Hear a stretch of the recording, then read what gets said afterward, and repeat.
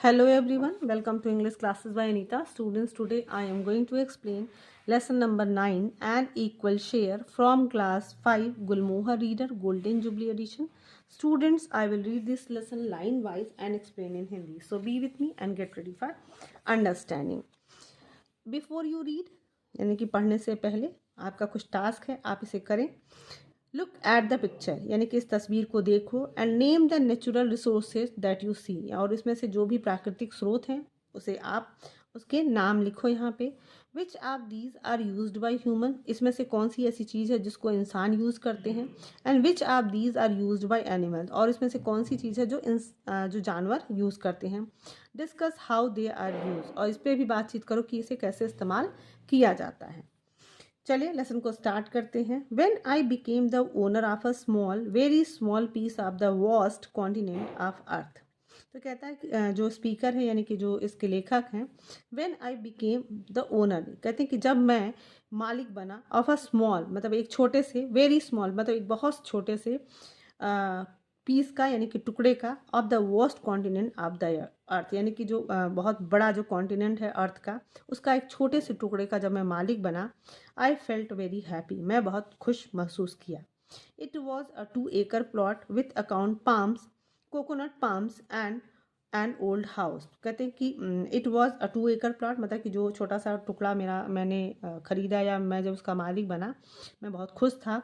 और ये 2 acre का प्लॉट था जिसमें कोकोनट पाम्स यानी कि कोकोनट के पेड़ लगे हुए थे और एक छोटा सा पुराना घर था उसमें, एंड ओल्ड हाउस एक पुराना घर था. The price of coconuts was going up, और जो नारियल के जो की कीमतें थी वो ऊपर जा रही थी यानी कि बढ़ रही थी.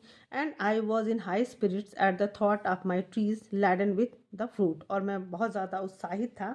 हाई स्पिरिट का मतलब होता है बहुत ज़्यादा उत्साहित होना. मैं बहुत ज़्यादा उत्साहित था, खुश था ये सोचकर कि जो मेरा पेड़ है वो पूरा फलों से लदा हुआ है. बट देन द ट्रेसपासर्स केम, और तभी जब मैं बहुत खुश था तभी उसमें घुसपैठिए आ गए. They ignored the fence was had put up, उन्होंने उसको इग्नोर मतलब होता है उस पर ध्यान न देना. तो उन्होंने जो उसके चारों तरफ जो फेंस या दीवार लगाई गई थी उस पर उन्होंने बिल्कुल ध्यान नहीं दिया. They did not seem to be at all afraid of my watch dog Shan, उन्होंने वो लोग उससे भी नहीं डरे जो उसका जो वॉच डॉग था यानी कि जो उसकी रखवाली करने वाला कुत्ता था शान, उससे भी मतलब कि जो घुसपैठिए थे उस कुत्ते से भी जो रखवाली करता था उससे भी वो लोग नहीं डरे. It did not look as if they would care about the police either, मतलब कि उन्हें देखकर ऐसा लगता था कि उन्हें किसी पुलिस की भी कोई चिंता नहीं थी, मतलब वो पुलिस की भी कोई परवाह नहीं करते थे. एंड सो, और इस प्रकार the first arrivals were the bird and the butterfly. अब ये जो घुसपैठी हैं वो कौन कौन है, ये बहुत ही मतलब कि कॉमेडी भी है.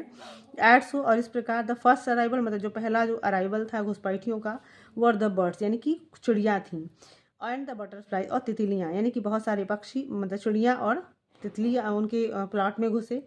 प्रीज्ड on the boughs and branches of the trees, और वो पूरे पर्स्ट ऑन द बोज मतलब कि उनकी पूरे टहनियों पे, पूरे ब्रांच शाखाओं पे, उन पेड़ों की शाखाओं पे, पूरे टहनियों पे, डालों पे वो बैठ गए. द बर्ड्स चैटर्ड ऑन, और जो बर्ड्स थे वहाँ पे अपना चहचहाना शुरू कर दिया उन्होंने. The butterflies fluttered round the courtyard and flats their colours in the sun, और जो तितलियाँ थीं फ्लटर राउंड यानी कि चारों तरफ, जो कंट्री यार्ड यानी कि जो देहात का जो एरिया था यानी कि पूरे जो उनका आंगन था उसमें वो इधर उधर मंडराने लगी. एंड फ्लैट्स देयर कलर, और अपने रंगों को बिखेरती रहीं इन द सन यानी कि सूर्य की रोशनी में.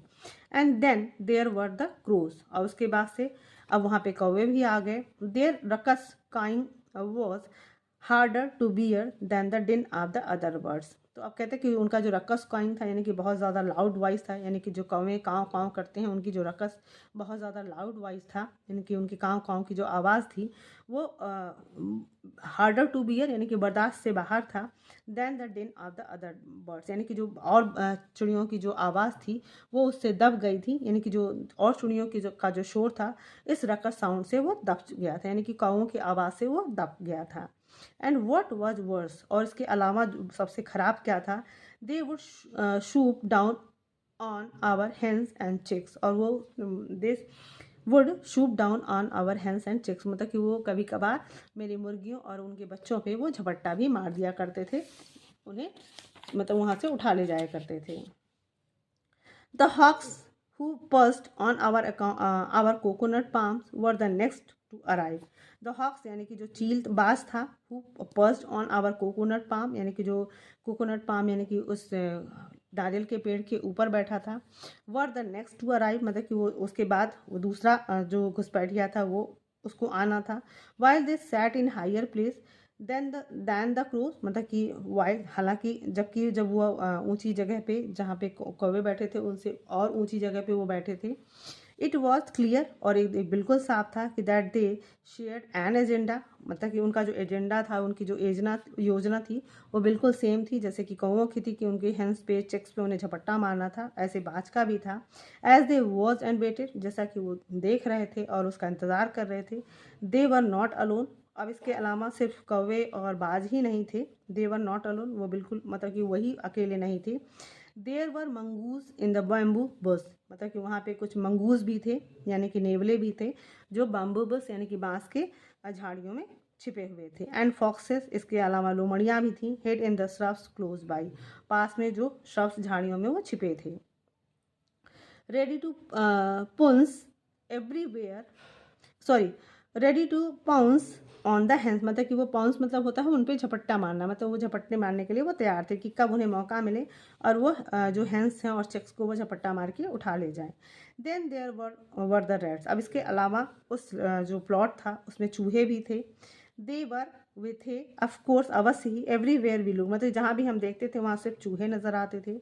Even as I stood wondering what right all these creatures had to be and on my land, और इवन मतलब कि एज आई स्टूड मतलब कि जब मैं खड़ा होकर ये सोच रहा था कि what right all these creature मतलब इन जीव जंतुओं का क्या अधिकार है, had to be on my land मतलब कि मेरे इस जब प्लाट पे जो मेरा अपना है उस पर इन जितने भी जानवर अभी मैंने बताए उनका क्या अधिकार है इस ज़मीन पे रहने का। There came on the scene मतलब कि जो भी, और तभी मैं ये सोच रहा था कि इन सारे जानवरों का क्या अधिकार है जो मेरे प्लॉट पे आकर रह रहे हैं, तभी मेरे सामने एक और भी सीन आया, अ कोबरा, तभी एक कोबरा मेरे सामने आकर खड़ा हुआ। इट स्टूड बिफोर मी, जो मेरे सामने खड़ा था। डिग्निफाइड मैजेस्टिक मतलब कि पूरा राजसी ठाट बाट से और पूरा भव्यता से वैभवशाली तरीके से मेरे सामने वो खड़ा था।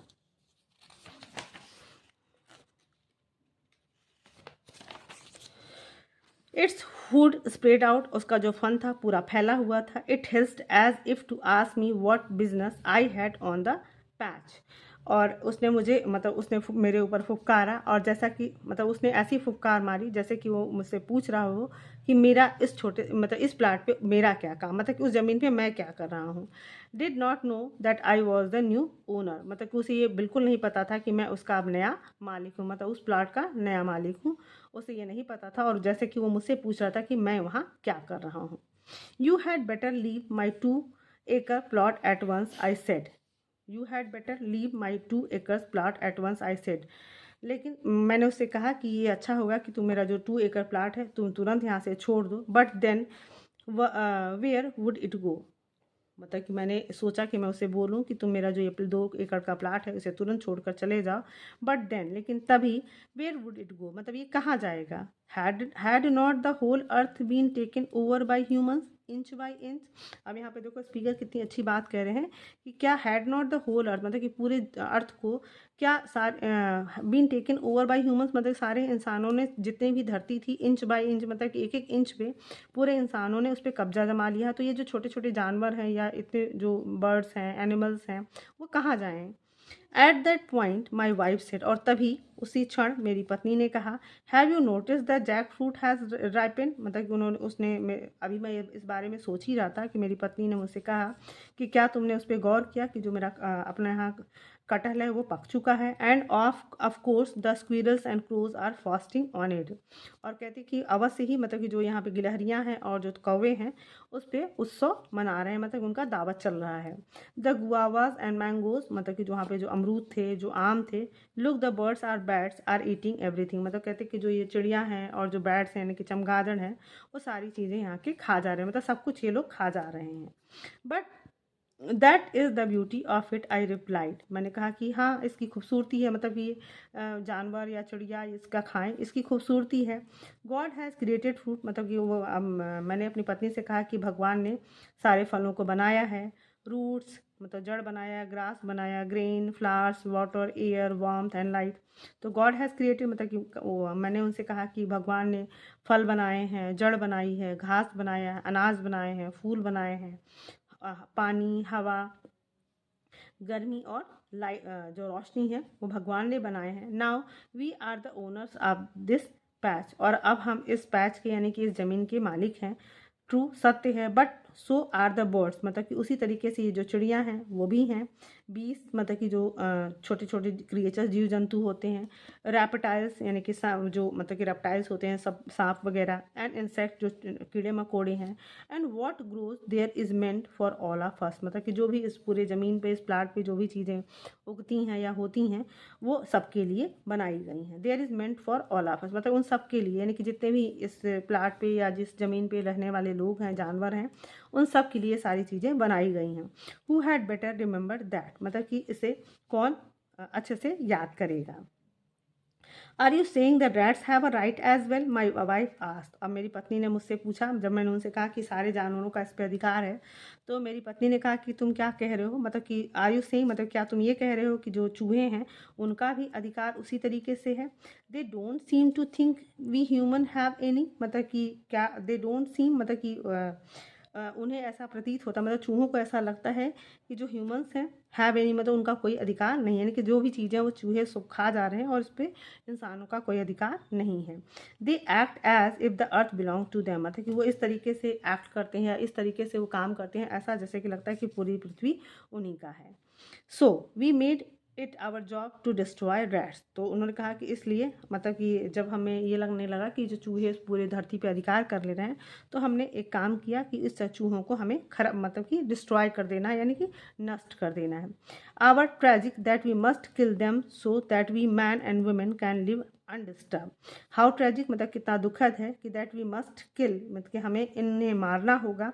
Then so that we man and women यानी कि हम जो आदमी और औरत हैं कैन लिव अनडिस्टर्ब, मतलब कि हम इन चूहों को मार दें। और कितनी दुखद बात है कि इनको मारना पड़ता है ताकि जो मैन यानी कि आदमी और औरत हैं इस पे बिना किसी बाधा के, बिना किसी परेशानी के वो रह सकें। वी नीड हमें आवश्यकता है। वी डिप्लाई नीड मतलब हमें इस अ न्यू वे मतलब कहते हैं कि हमें एक ऐसे नए रास्ते की खोज करनी पड़ेगी। Way forward which calls us all to live without having to kill, मतलब कि अब यहाँ पे जो राइटर है वो कहते हैं कि वी डिप्लाई मतलब कि हमें वी डीपली नीड मतलब हमें गहराई से इसकी आवश्यकता है, इस पर विचार करने की आवश्यकता। वी डीपली नीड मतलब हमें गहराई से आवश्यकता है इस बात की कि अ न्यू वे फॉरवर्ड मतलब कि हमें एक नए रास्ते की तलाश की जाए। Which calls us all to live without having to kill, मतलब कि हम एक साथ रहें बिना किसी को मारें।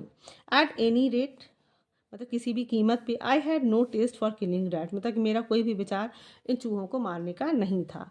और anything else for that matter, और कोई भी मतलब इस बात के लिए मेरे लिए कोई मैटर नहीं करती थी, या कोई बात मतलब मेरे लिए कोई इसका मायने नहीं था। But I had to do something soon about the coconut, लेकिन मुझे अपने नारियल को बचाने के लिए कुछ जल्दी ही करना था। वी नीडेड देम हमें उसकी आवश्यकता थी। दे वर आवर डेली फूड क्योंकि वह हमारे रोज़ दैनिक का मतलब दैनिक जीवन का भोजन था। And we had to find an answer, और हमें इसका कोई ना कोई हल निकालना था। माई वाइफ हाउएवर मतलब कि हालांकि जो मेरी पत्नी थी was not looking for answers and decided to take things into her own hand, मतलब कि was not looking for answer मतलब कि उसने जैसा मैं सोच रहा था ऐसा उसे कोई उत्तर नहीं चाहिए था।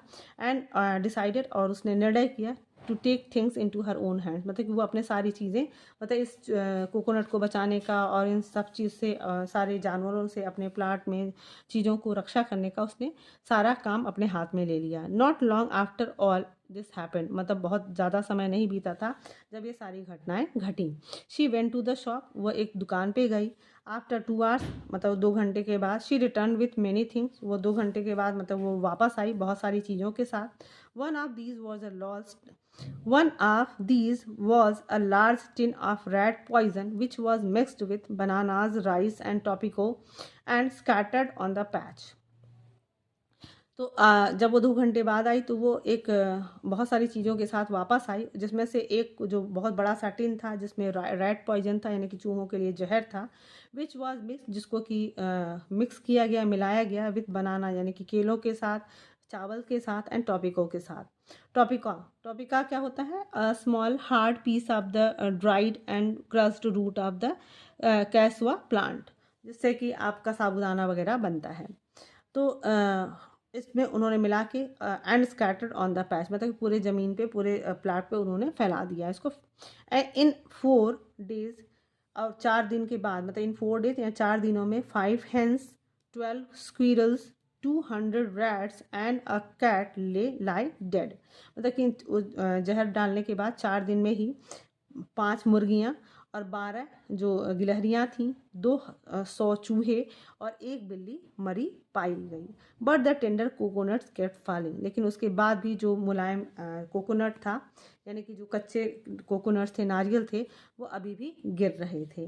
अ फ्यू मंथ्स लेटर, कुछ महीने बाद, दो यद्यपि, we found the real culprits, मतलब कि यद्यपि हमें जो उसका वास्तविक अपराधी था वो हमें मिल गया था, बैट्स, और वो कौन था? चमगादड़। It turn out that at dusk, मतलब कि जैसे ही शाम होती थी, huge bats arrived in swarms and flew straight to the tree tops where the tender coconut hung. तो जब जैसे ही अंधेरा होता था, एक बहुत ह्यूज बैट्स अराइव, मतलब कि बहुत सारे जो चमगादड़ थे वो आते थे इन स्वाम, झुंड में, and flew straight to the tree top, मतलब कि सीधे वो उस ट्री टॉप यानी कि पेड़ के ऊपर जाते थे, जो ऊपरी हिस्सा होता था, वेयर द टेंडर कोकोनट्स हंग, मतलब उस हिस्से पे जाते थे जहाँ पे जो टेंडर कोकोनट था, यानी कि मुलायम, यानी कि कच्चे जो नारियल वहाँ पे लटक रहे थे। They clung to the shells and gnawed into them, beginning with the soft parts and working their way to the top. They clung to the shells, मतलब जो नारियल के सेल्स थे उस पर चिपक जाते थे, and gnawed into the beginning, और ग्नॉड मतलब होता है च्यूड रेपिड, मतलब उसको चबाते थे बहुत तेज़ी से। Them beginning with a soft part, यानी कि जो नारियल का जो कच्चा हिस्सा, जो बहुत ही मुलायम हिस्सा होता था, उसे वो चबाना शुरू करते थे, and working their way to the top, और इस तरह करते करते वो टॉप पे पहुंच जाते थे, यानी कि नारियल के ऊपरी हिस्से पे पहुंच जाते थे। When they broke through to the pulp, और जब वो पूरे गूदे तक पहुंच जाते थे, they sucked out the sweet nourishing water inside, मतलब कि जब इस तरीके से काटते हुए गूदे तक पहुंचते थे, दे सक्ड मतलब उसे वो चूस लिया करते थे, उसका जो मीठा और नरिशिंग, यानी कि जो पौष्टिक पानी होता था, नारियल पानी आप जानते हो ना, तो उसका जो मीठा स्वीट नरिशिंग वाटर होता था, यानी कि पौष्टिक पानी होता था, वो उसे पूरा पी जाते थे। Then they flew away satisfied, मतलब वो संतुष्ट होकर उसके बाद वो उड़ जाते थे। We must buy a gun, said my wife, मेरी पत्नी ने कहा कि हमें बंदूक खरीद लेनी चाहिए, टू शूट द बैट्स, ताकि इस चमगादड़ को मार सकें। The foxes and the polecats, मतलब कि जो फॉक्सेस हैं और पोल कैट्स हैं, a small dark brown animals that produce a bad smell to defend themself. तो प्लो कैट्स ऐसा एनिमल्स होता है कि वो छोटा सा एनिमल्स होता है ब्राउन कलर का, और वो अपने आप को डिफेंड करने के लिए बहुत ही गंदी बदबू बिखेरता है। तो उनकी वाइफ कहती हैं कि हमें बंदूक चाहिए होगा, ताकि इन लोमड़ियों को, फॉक्सेस को और पोल कैट्स को हमने मार सकें। A gun never, I said, मैंने कहा कि बंदूक बिल्कुल भी नहीं। Gun should not have been invented, मतलब कहते हैं कि बंदूक को का आविष्कार होना ही नहीं चाहिए था, मतलब जो स्पीकर हैं उन्हें ये बिल्कुल पसंद नहीं था।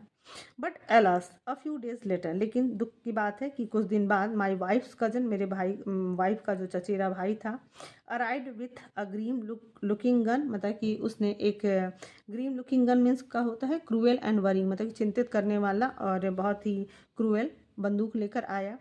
आई estimate that almost 3000 coconuts are destroyed every day, he said, मतलब कि उसने आई एस्टिमेट दैट ऑलमोस्ट 3000, मतलब उसने कहा कि मैं एक जो आंकड़ा लगाता हूँ, एस्टिमेट करता हूँ कि रोज़ कम से कम 3000 नारियल बर्बाद हो जाते हैं।